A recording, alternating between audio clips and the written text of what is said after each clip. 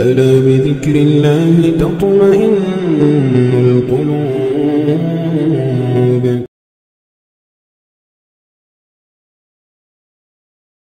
السلام عليكم ورحمة الله وبركاته. الحمد لله نحمده ونستعينه ونستغفره ونؤمن به ونتوكل عليه ونعوذ بالله من شرور أنفسنا ومن سيئات أعمالنا. من يهده الله فلا مضل له ومن يضلله فلا هادي له. ونشهد أن لا إله إلا الله وحده لا شريك له. ونشهد أن سيدنا وسندنا وشفيعنا وحبيبنا ومولانا محمدا عبده ورسوله. أما بعد فأعوذ بالله السميع العليم من الشيطان الرجيم. بسم الله الرحمن الرحيم. ولا تحسبن الذين قتلوا في سبيل الله أمواتا بل أحياء عند ربهم يرزقون. صدق الله مولانا العظيم وصدق رسوله النبي الكريم وعلى آله وأصحابه وأزواجه وذرياته وأهل بيته أجمعين والحمد لله رب العالمین. محترم حضرات، قرآن کریم کی ایک آیت تلاوت کی ہے جس میں اللہ تعالیٰ نے ارشاد فرمایا ہے جو اللہ کی راہ میں شہید کیے گئے ہیں انہیں ہرگز مردہ خیال نہ کرنا بلکہ وہ اپنے رب کے پاس زندہ ہیں اور انہیں رزق دیا جاتا ہے.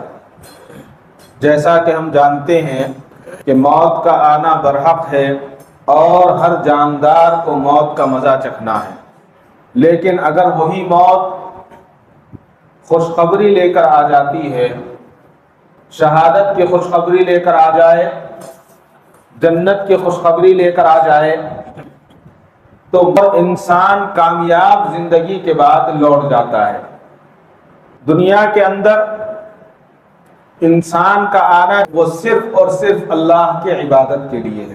جنات اور انسان جو ہیں اللہ کی عبادت کے لیے پیدا کیے گئے، اور جو اللہ کی عبادت کرتا ہے اور عبادت کے ساتھ زندگی گزار کر چلا جاتا ہے وہ کامیاب ہے، اور جو نافرمانی کی زندگی گزارتا ہے وہ ناکام ہے.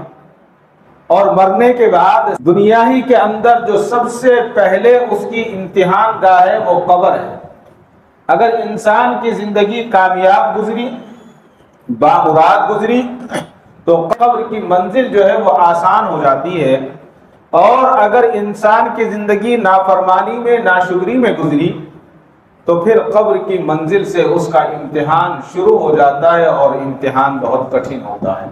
روایت زید بن ثابت رضی اللہ تعالیٰ عنہ سے نبی کریم صلی اللہ علیہ وسلم بنی نجار کے باغ میں گئے، اور باغ میں جانے کے بعد آپ خچر پر سوار تھے، سواری پر سوار تھے، اور آپ کے صحابہ آپ کے ساتھ تھے. یکایک خچر وہاں سے گھبرا کر اور گزرنے کے قریب ہو گئے، بھاگنے لگے. اس باغ کے اندر 4 5 6 قبریں تھیں. نبی کریم صلی اللہ علیہ وسلم نے معلوم کیا اپنے صحابہ سے، کیا کوئی پہچانتا ہے ان قبر والوں کو کہ یہ کن کی قبریں ہیں؟ ایک صحابی رسول صلی اللہ علیہ وسلم نے فرمایا کہ اللہ کے نبی میں جانتا ہوں. حضور اکرم صلی اللہ علیہ وسلم نے معلوم کیا ہے کہ کس حال میں مرے ہیں، ان کی موت کس حال میں واقع ہوئی ہے یہ بتاؤ. تو انہوں نے عرض کیا کہ یا رسول اللہ یہ شرک کی حالت میں مرے ہیں، یہ ایک اللہ کو مانتے نہیں تھے.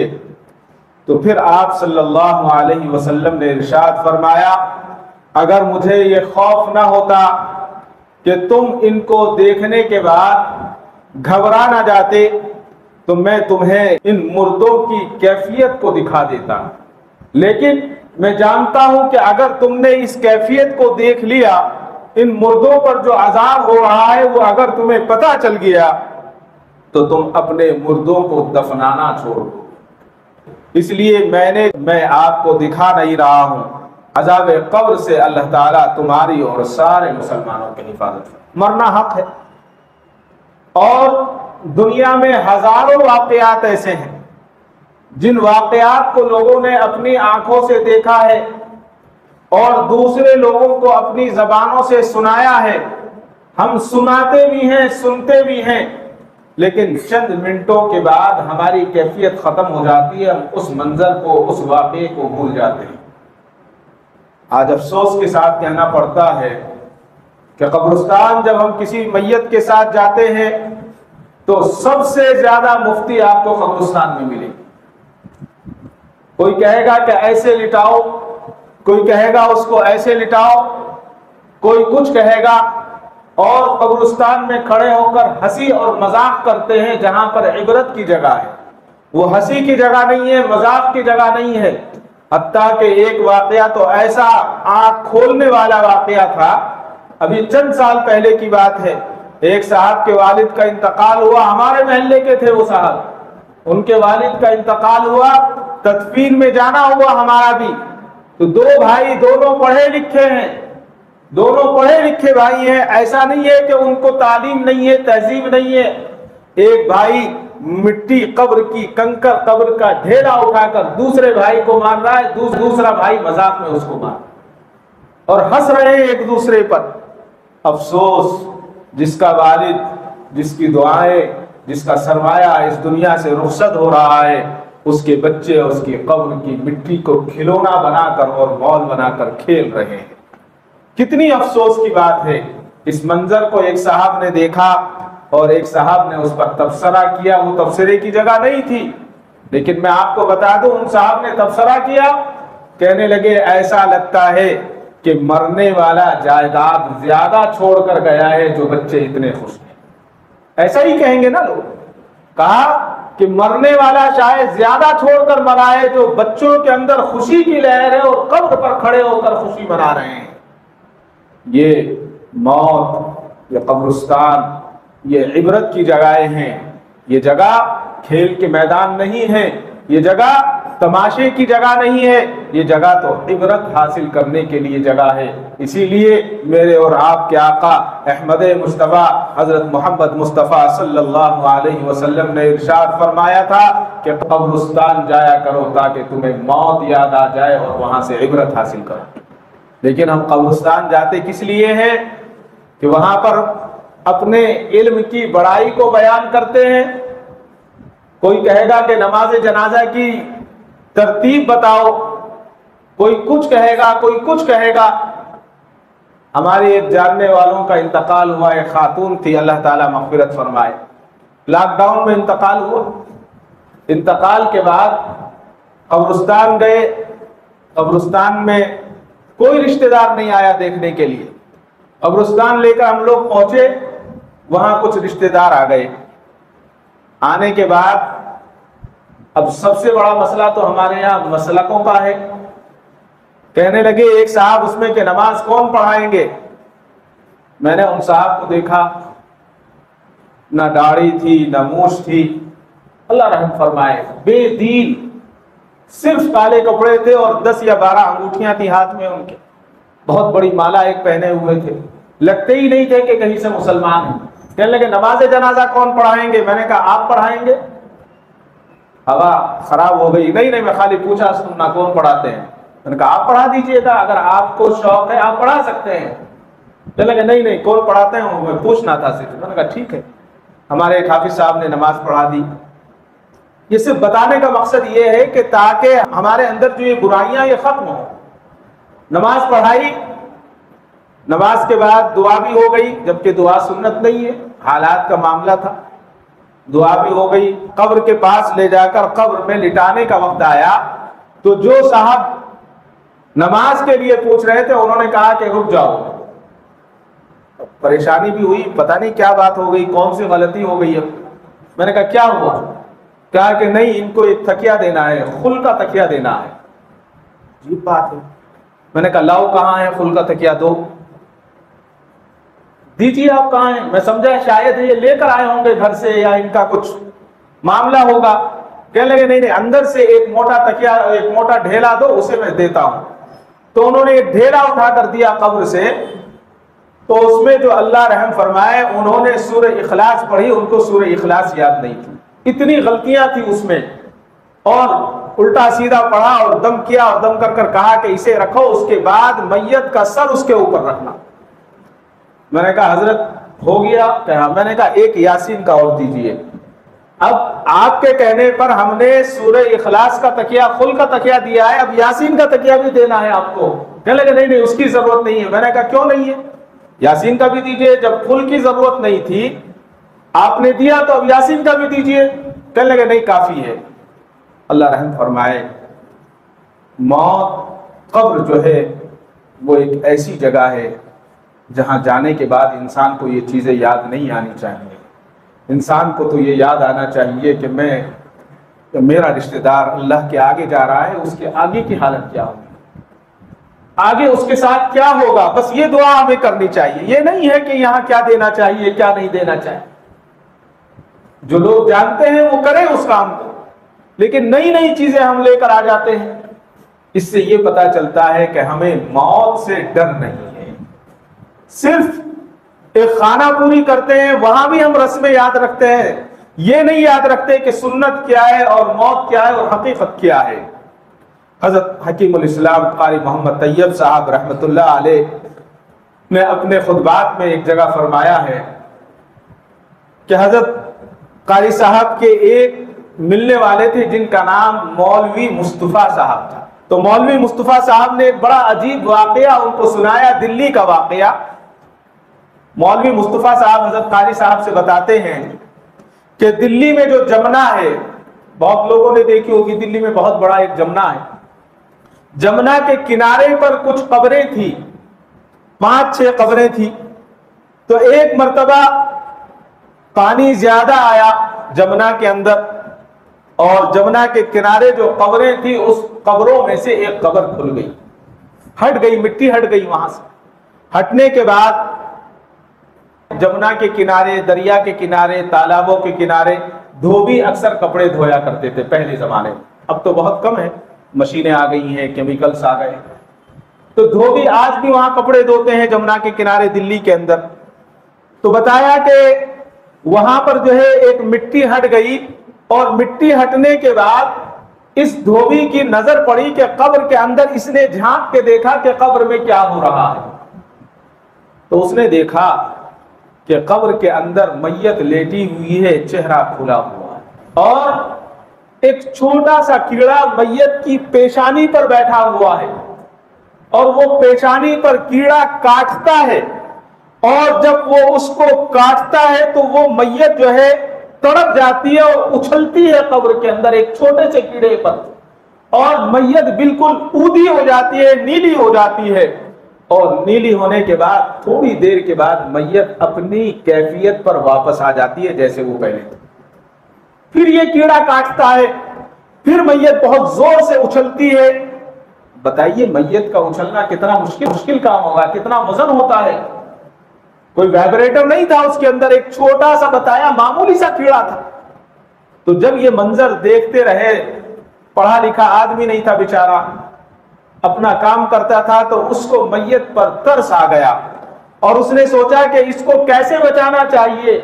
اس کے بچانے کی طریقہ وہ کسی سے پوچھ لیتا, قرآن پڑھنا چاہیے تھا, درود پڑھنا چاہیے تھا, اللہ کے نبی پر درود بھیجتا تو وہ اس مصیبت سے بچ جاتا. لیکن بیچارہ جانتا نہیں تھا. اس نے کیا کیا, ایک ڈھیلا اٹھایا اور اٹھا کر اس کیڑے کے اوپر مار دیا. اب جب کیڑے کے اوپر مارا تو جیسے ہی کیڑے کی پیشانی پر وہ پتھر لگا تو کیڑا وہاں سے اڑا اور اڑ کر آ کر دھوبی کی پیشانی پر بیٹھ گیا. میت کو تو چھوڑ دیا اس نے, لیکن وہ کیڑا جو ہے دھوبی کی پیشانی پر آ کر بیٹھ گیا. اب وہ کیڑا بیٹھا ہے اور یہ چیخ مارتا ہے اتنی زور سے چیخ مارتا ہے کہ سارے کے سارے لوگ جمع ہو جاتے ہیں، اس کو ہٹانے کی کوشش کرتے ہیں تو وہ ہٹتی نہیں ہے وہ چیز، اس لیے کہ کوئی عام کیڑا نہیں تھا، وہ تو عالم برزخ کا کیڑا تھا، وہ تو اللہ کی طرف سے مسلط کیا گیا تھا۔ حضرت قاری صاحب فرماتے ہیں کہ مولوی مصطفیٰ صاحب نے فرمایا کہ میں سمجھ گیا کہ یہ کیڑا کوئی عام کیڑا نہیں ہے بلکہ برزخ کے عذاب کی شکل کا کیڑا ہے، اللہ نے اس کیڑے کی شکل میں اس میت کو عذاب دیا تھا۔ وہ دھوبی 3 دن تک تڑپتا رہا، لوگوں نے کہا کہ بھائی اتنا سا کیڑا ہے، تم اتنا چلا رہے ہو، اتنا چیخ رہے ہو، تو اس نے کہا کہ تم جانتے نہیں ہو 1000 بچھو کے کاٹنے سے جتنی تکلیف ہوتی ہے، میرے جسم کے ہر ایک رگ میں ایسا محسوس ہوتا ہے کہ 1,00,000 بچھو چھوڑ دیے گئے، اور میری رگ کے ہر حصے میں ایسا لگ رہا ہے کہ آگ بھر دی گئی ہے، اور تم اس تکلیف کو سمجھ نہیں سکتے کہ یہ تکلیف کتنی خطرناک تکلیف ہے۔ اگر اس تکلیف کو میں ساری بستی پر بانٹ دوں تو ساری بستی اس کو برداشت نہیں کر سکتی۔ حقیقت کہا اس نے، صحیح کہا۔ آخر 3 دن ایسے ہی تڑپتے تڑپتے گزرے اور اس کا انتقال ہو گیا۔ انتقال کے بعد بھی وہ کیڑا موجود تھا۔ تو حضرت مولانا مولوی مصطفیٰ صاحب فرماتے ہیں کہ ہم سمجھ چکے تھے کہ یہ کیڑا عام کیڑا نہیں ہے، میں نے ہمت کی اور ہمت کر کے اس کے قریب کو بیٹھا، اور قریب کو بیٹھنے کے بعد میں نے سورہ یاسین شریف پڑھنا شروع کی اور سورہ اخلاص قل هو اللہ احد پڑھنا شروع کیا، اور پڑھ کر میں دور سے اس کو دم کرتا تھا۔ جیسے جیسے میں پڑھتا گیا کیڑا چھوٹا ہوتا گیا، آخر کار میں پڑھتا رہا اور کیڑا اپنے آپ مر گیا اور اس نے اس کی جگہ کو چھوڑ دیا۔ معلوم یہ ہوا ہے کہ مرنے کے بعد سب سے پہلا جو مقام اور مرحلہ ہے وہ بہت خطرناک مقام ہے۔ ہم نے بارہا سنا ہے نا، حدیث میں پڑھتے ہیں، ہم سنتے ہیں کہ یا تو جنت کے باغات میں سے ایک باغ بنا دیا جائے گا اگر اعمال اچھے ہوں گے، اور اگر اعمال خراب ہوں گے تو یہی قبر جو جنت بننے والی تھی وہ دوزخ بنا دی جائے گی اور دوزخ کا ایک گڑھا ہو جائے گا۔ ایک کتاب ہے عبرت انگیز واقعات، کتاب کا نام ہی عبرت انگیز واقعات ہے، اس میں سارے ایسے واقعات کو جمع کیا۔ اس میں ایک واقعہ لکھا ہے، حکومت نے ایک قبرستان میں کچھ اسلحہ رکھا، اپنا کچھ سامان رکھا دوسرے ملک کے خلاف استعمال کرنے کے، اور اس کی حفاظت پر ایک فوجی جو تھا اس کو کھڑا کر دیا بندوق دے کر کہ تم کھڑے ہو جاؤ، تم اس کی دیکھ بھال کرتے رہو۔ وہ دیکھ بھال کرتا رہا۔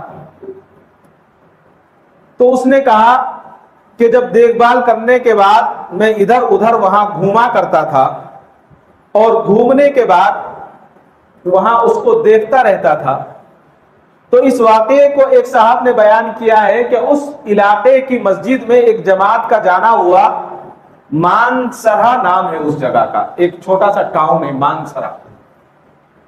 مانسرا میں ایک جماعت گئی اور جماعت نے گشت کیا، اور گشت میں جانے کے بعد مختلف لوگوں کو بلایا اور کہا کہ ہماری جماعت آئی ہے کہ آپ بھی تشریف لے چلیں، مسجد میں بیٹھیں بات سنیں۔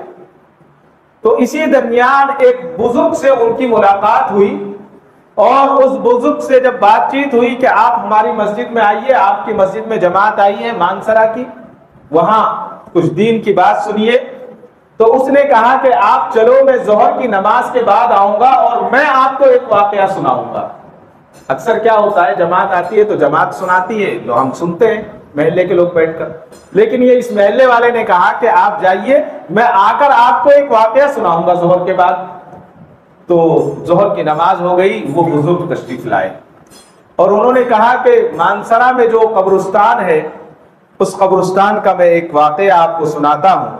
اور پھر اس نے کہا کہ بات یہ تھی کہ میں ریٹائرڈ فوجی ہوں، اور جب ہماری اور دوسرے ملک کی جنگ ہو رہی تھی تو جنگ میں جو ہے یہاں کچھ سامان رکھا گیا فوج کا، اور مجھے کہا گیا کہ تم اس کی حفاظت کرو۔ میں حفاظت کر رہا تھا، حفاظت کرتے کرتے ایک پرانی قبر کے پاس سے میرا گزر ہوا تو قبر کے اندر سے ہڈیوں کے ٹوٹنے کی آواز آ رہی تھی، चढ़ चढ़ की आवाज आ रही थी, जैसे हड्डियों को तोड़ा जा रहा है। तो उसने कहा कि मेरे दिल में एक ये वसवसा आया कि इसको देख लूं कैसा है, क्या कहाँ की आवाज है। तो उसने अपनी बंदूक की जो बट होती है, जो लकड़ी का दस्ता जिसको हम कहते हैं, उससे कब्र की मिट्टी को हटाना शुरू किया। अभी हटा रहा था कि कब्र की ईंट हट गई। तो उस शख्स ने कहा कि जब ईंट हटी, ईंट हटते ही मैं क्या देखता हूं, खौफनाक आवाज हो जाती है। और खौफनाक आवाज होने के बाद, दिन का वक्त था, रोशनी फैली हुई थी, कब्र के अंदर में देख सकता था कि क्या हो रहा है। तो मैंने देखा कि मुर्दा लेटा हुआ है और उस मुर्दे के ऊपर एक छोटा सा जानवर, जैसे चूहा होता है, वो चूहे जैसा जानवर उस पर बैठा हुआ है और इस ढांचे पर मारता है तो सारा का सारा ढांचा अकड़ जाता है और हड्डियों के टूटने की और चटकने की आवाजें आती। इंसान की हड्डी कोई आम हड्डी नहीं होती, आसानी से वो टूटती नहीं है। इतनी बेहतरीन अल्लाह ताला ने तख्लीक फरमाई है इंसान की। लक़द खलक़नल इंसाना फ़ी अहसनि तक़वीम, अल्लाह ताला ने इसको बयान भी किया। तो उस फौजी ने कहा कि हड्डियों के टूटने की आवाज आती और मैंने इस मंजर को एक बार नहीं 3 बार देखा। फिर वो हड्डियां ठीक हो जाती और वो जानवर, छोटा सा जानवर, फिर उसके मुंह पर, हड्डियों के ढांचे पर मुंह रखता तो फिर वो जिस्म अकड़ता और अकड़ने के बाद फिर टूटना शुरू हो जाता और भयानक आवाज आती थी। कहा कि मैंने देखा कि मुर्दे को तकलीफ हो रही है। तो मुझसे रहा नहीं गया और सोचा कि इस राइफल से इस जानवर को मारने का इरादा कर लिया। ये जो मेरे पास लकड़ी है इसके अंदर, इससे मैं इसको मार देता हूं, ये जानवर मर जाएगा। तो उस शख्स ने राइफल को जैसे ही उसकी तरफ किया मारने के लिए, वो जानवर जो है मिट्टी के अंदर चला गया और छुप गया। थोड़ी देर के बाद इन्होंने देखा पीछे की तरफ, तो वो जानवर इनकी तरफ लपक रहा था, इनकी तरफ दौड़ रहा था। तो ये घबरा गए इसलिए कि इन्होंने वो मंजर देखा था कि उस मुर्दे के साथ वो जानवर क्या हश्र कर रहा था। कहा कि मेरे औसान खता हो गए, मारना तो दूर की बात, मैं उसको देखने के बाद दौड़ने लगा और जब मैंने दौड़ना शुरू किया तो वो चूहे जैसा जानवर मेरे पीछे तेज दौड़ता रहा, उसने भी भागना शुरू कर दिया। वो फौजी कहता है कि जब मैं आगे पहुंचा तो मुझे समझ में आया कि बचने का कोई रास्ता नहीं है। आगे एक पानी का तालाब था, मुझे यकीन था कि ये जानवर तालाब में तो घुस नहीं सकता, चूहे की तरह है। लिहाजा मैंने तालाब में छलांग लगा दी कि मैं किसी तरह तालाब में छलांग लगाकर अपनी जान को बचा लूं। मैं जब तालाब में चला गया तो वो जानवर आया और आने के बाद उसने अपना मुंह तालाब के पानी से लगा दिया। अब इतना सा जानवर, इतना बड़ा तालाब क्या बिगाड़ सकता है? इतने ना पी सकता, ना उसमें जहर घोल सकता। वो फौजी कहता है कि जब उसने पानी पर मुंह रखा तो तालाब का पानी बर्तन की तरह खोलने लगा, गर्म हो गया और वो इतना खोलने लगा, इतना गर्म हुआ कि मुझे मजबूरन वहां से भागना पड़ा। और जब मैं वहां से भागा तो मेरी दोनों टांगें जल चुकी थी और मेरी दोनों टांगों से गोश्त गलना शुरू हो गया था। और गलते गलते मैंने बहुत इलाज करवाया, लेकिन इलाज करवाने के बावजूद मेरी टांगों पर गोश्त बाकी नहीं है, सिर्फ मेरी टांगों में हड्डियां हैं, हड्डियों के अलावा कुछ नहीं है। उसने अपनी टांगें उन जमात के साथियों को दिखाई कि देखो मेरी ये टांगें, जितने पानी के अंदर थी सारी की सारी के ऊपर से गोश्त चला गया है, अब सिर्फ हड्डी का ढांचा है। मेरी टांगों के ऊपर पट्टियां बंधी हुई है, मैं जिंदगी गुजार। कि 1-2 वाकयात नहीं है, हजारों सैकड़ों वाकयात हैं। और ये अब के वाकयात नहीं है, अल्लाह के नबी के जमाने में भी इस तरह के वाकयात पेश आए। और अल्लाह ताला बार बार ऐसे वाकयात हमें दिखाते हैं ताकि हम इनसे इबरत हासिल करें, ताकि हमें पता लग जाए कि कब्र कितनी कठिन घड़ी है, कब्र का रास्ता कितना मुश्किल रास्ता है और कब्र की मंजिल कितनी मुश्किल मंजिल है। हजरत सैयदना عثمان غنی رضی اللہ تعالیٰ عنہ کے تعلق سے آتا ہے کہ جب کسی قبر کے پاس سے گزرتے تو روتے روتے آپ کی داڑھی مبارک تر ہو جایا کرتی تھی۔ کسی نے کہا امیر المومنین جب دوزخ کا تذکرہ آتا ہے، جب دوسری چیزوں کا جہنم کا تذکرہ آتا ہے تو آپ اتنے نہیں روتے جتنے قبر کے تذکرے سے اور قبر کے پاس گزرنے سے روتے ہیں۔ تو ذوالنورین حضرت عثمان غنی رضی اللہ تعالیٰ نے ارشاد فرماتے ہیں کہ تم جانتے نہیں ہو مرنے کے بعد آخرت کی منزل میں سب سے پہلی منزل قبر کی منزل ہے۔ اگر قبر کی منزل آسان گزر جاتی ہے اور کامیاب ہو جاتا ہے انسان تو آخرت کی منزلیں اس کے لیے آسان ہے، اور اگر قبر کی منزل مشکل ہو جاتی ہے تو اگلی پار کرنا اس کے لیے ناممکن ہے۔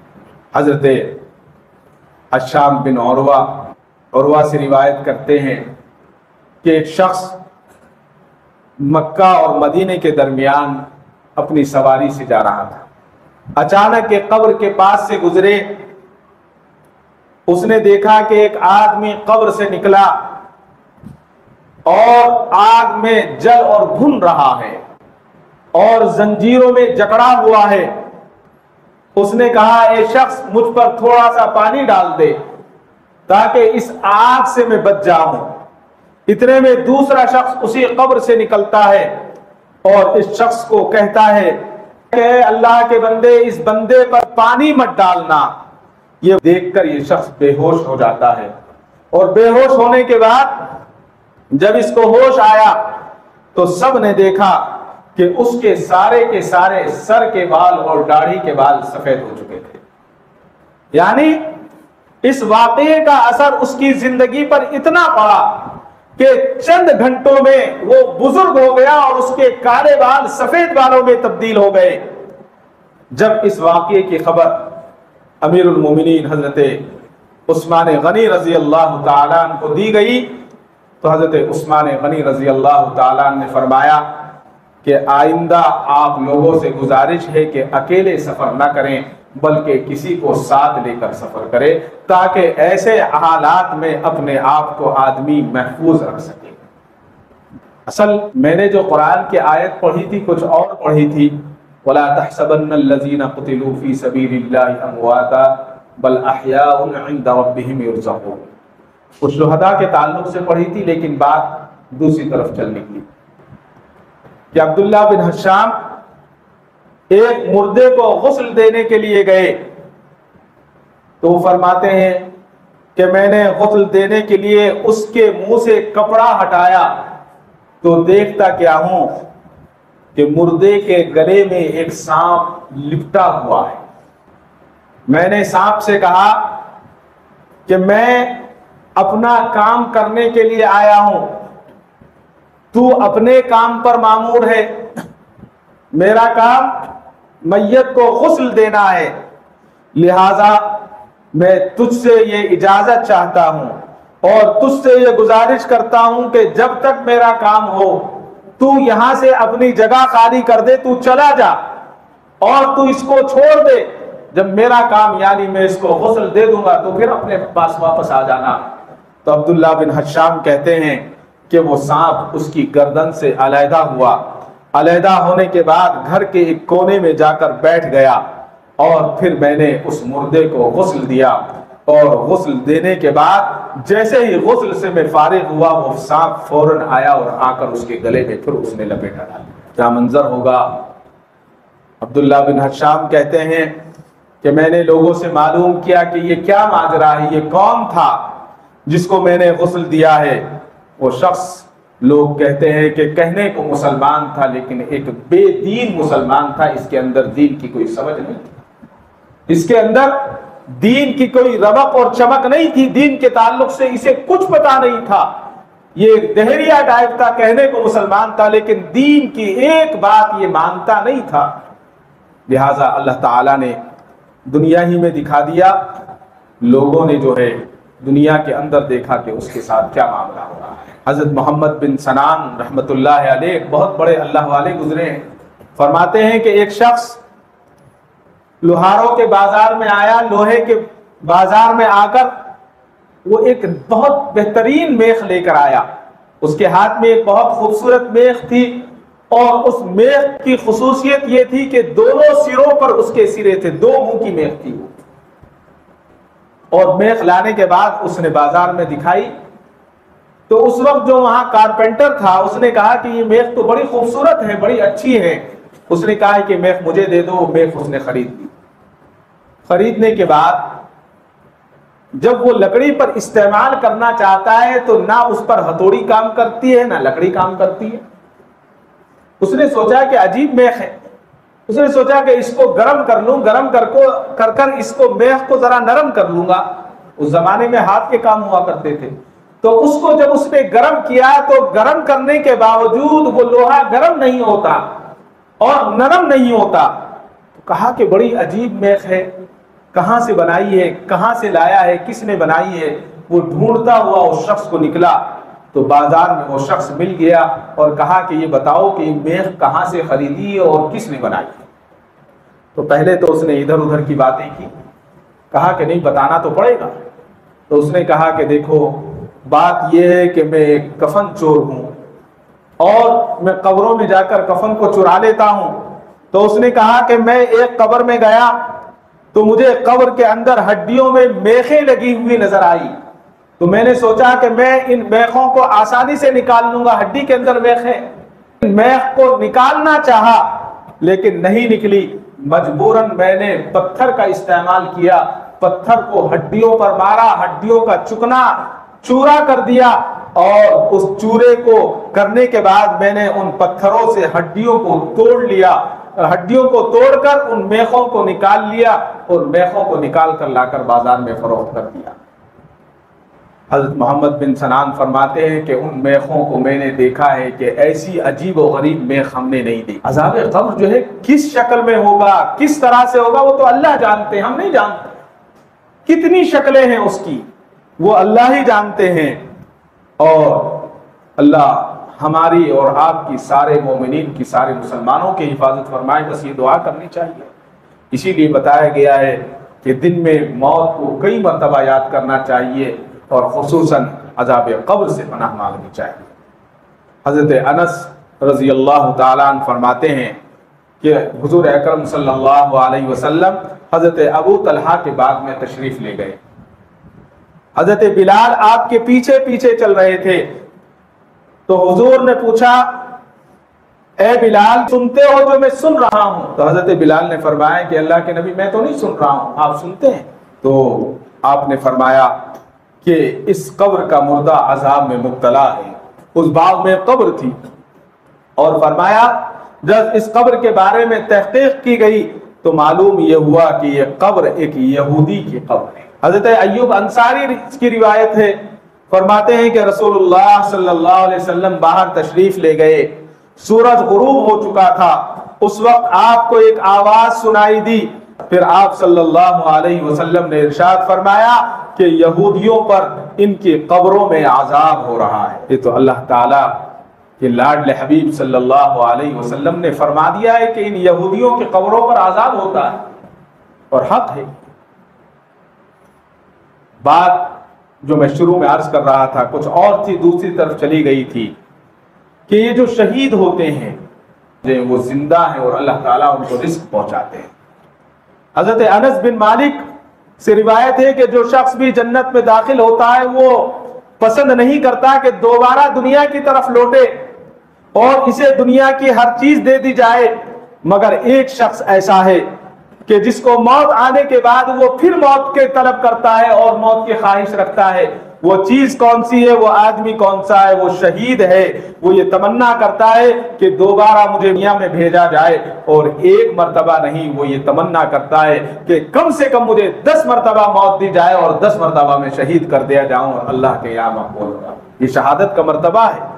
حضرت ابو ہریرہ سے روایت ہے، ارشاد فرمایا جو شخص اللہ کی راہ میں زخمی ہوا اللہ ہی جانتے ہیں کہ اس کی راہ میں قیامت کے دن اس حالت میں آئے گا کہ اس کے زخم سے خون کا فوارہ پھوٹتا ہوا ہوگا، رنگ خون میں ہوگا اور خوشبو اس کی کستوری کی ہوگی. کستوری کی خوشبو ہوگی جس کو ہم مشک کہتے ہیں. آج جانتے ہیں مشک کی قیمت کیا ہے؟ 10,000 روپے گرام ملتا ہے مشک، 10,000 روپے. اور وہ بھی اصلی نہیں ملتا ہے، وہ بھی اس میں بھی دھوکہ ہوتا ہے بہت زیادہ۔ اسی طرح سے حضرت انس بن مالک رضی اللہ تعالیٰ عنہ سے روایت ہے، فرماتے ہیں کہ رسول کریم صلی اللہ علیہ وسلم نے ارشاد فرمایا، جب بندے قیامت کے دن حساب کے لیے کھڑے ہوں گے تو کچھ لوگ اپنی تلواریں گردنوں پر اٹھائے ہوئے آئیں گے تو ان سے خون بہ رہا ہوگا اور وہ جنت کے دروازوں پر دوڑ چلیں گے۔ لوگ پوچھیں گے کہ یہ کون ہے؟ تو بتایا جائے گا کہ یہ شہداء ہیں جو زندہ تھے اور انہیں روزی دی جایا کرتی تھی، دنیا کے اندر بھی انہیں روزی ملتی تھی۔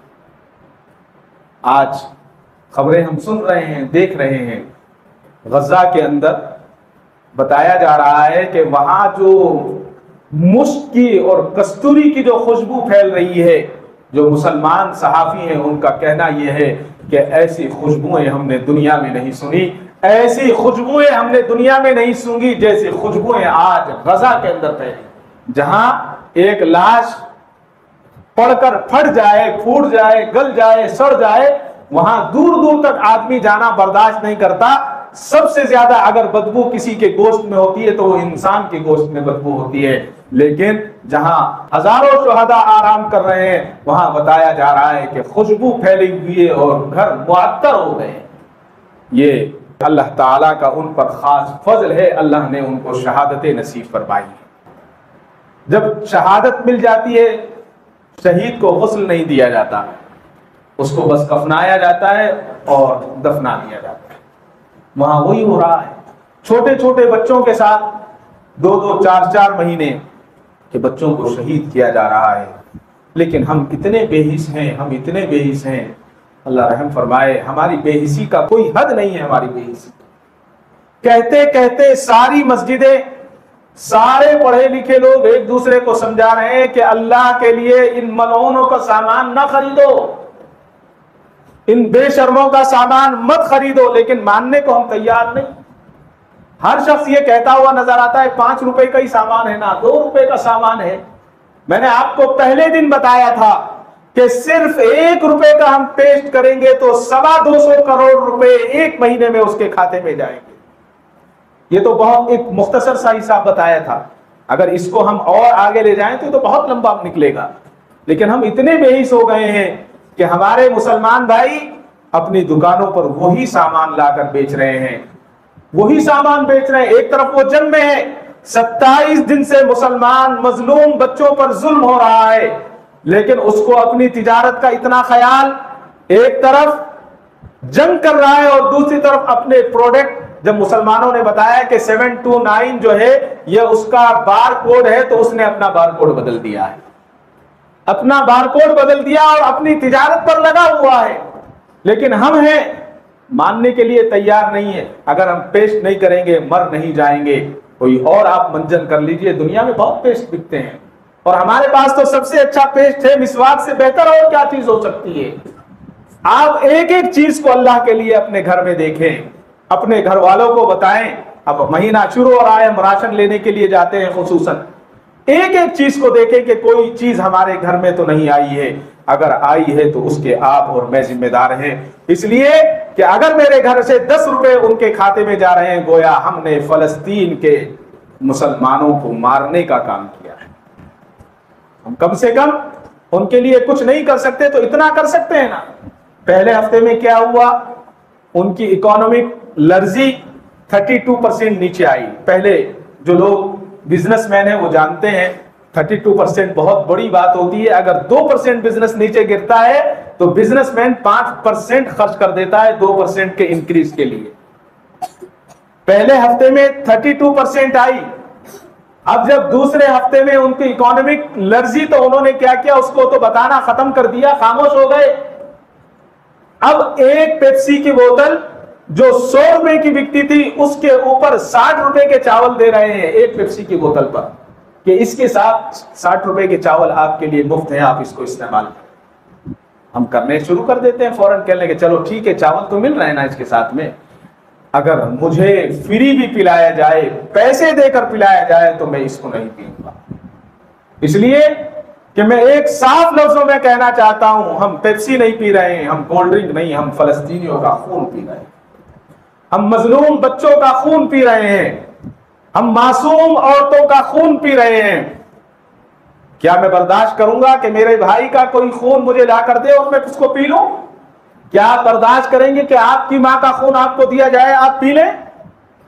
پھر ہمارا ضمیر کہاں مر گیا ہے، کہاں چلے گئے ہیں ہم؟ اپنے آپ کو ہم تھوڑی دیر کے لیے سوچیں اور غور کریں. یہ غور کرنے کی بات ہے، تھوڑا سا غور کر لیں. اگر آپ کو دل چاہتا ہے آپ کوئی جوس پی لیں، اپنے ملک کا بنا ہوا پئیں، اپنے ملک کی اکانومی کو بڑھائیں. کیا ضرورت ہے ان شیطانوں کے سامان کو ہم خرید کر ان کو مضبوط کریں؟ کوئی ضرورت نہیں ہے. اللہ تعالیٰ میری اور آپ کی اور ساری امت کی حفاظت فرمائے. یہ ایک مومن کی شان ہوتی ہے کہ اگر دنیا کے کسی بھی کونے میں کسی کو تکلیف ہوتی ہے تو ایک مومن اور مسلمان اس تکلیف کو محسوس کرتا ہے. غیر مسلم اس کو محسوس نہیں کرتا، ایک مسلمان محسوس کرتا ہے.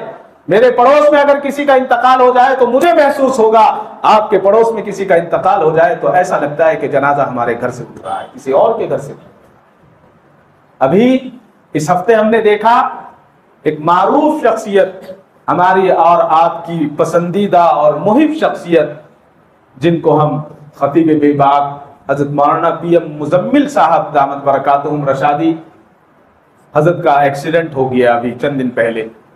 پورا ہندوستان اس تکلیف کو محسوس کر رہا تھا، ہر شخص محسوس کر رہا تھا. یہی تو مومن کی شان ہے، یہی تو مومن کا ایک دل ہے کہ ایک مومن کو تکلیف پہنچتی ہے، سارا مومن اس کو محسوس کرتا ہے اپنے دل کے اندر.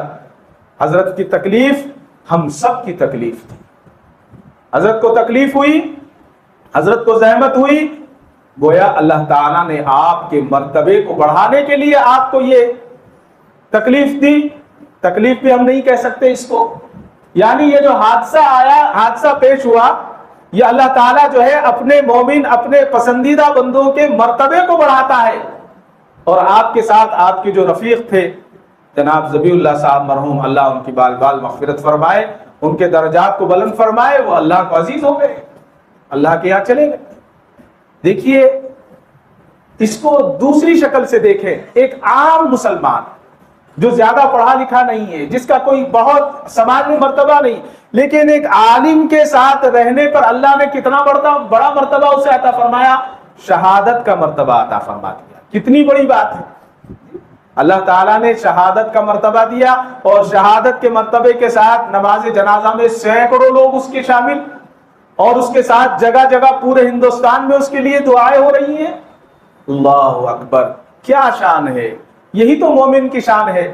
جی میں ان کو جانتا نہیں ہوں، میں ان کو پہچانتا نہیں ہوں. ہر شخص ایک دوسرے سے پوچھ رہا ہے کہ بھائی حضرت کے ساتھ جو رہا کرتے تھے ان کا انتقال ہو گیا ہے، ان کے لیے دعائیں مغفرت فرمائے، ان کے لیے تو، اور ہر آدمی دعا کر رہا ہے. یہ مومن کی شان ہے.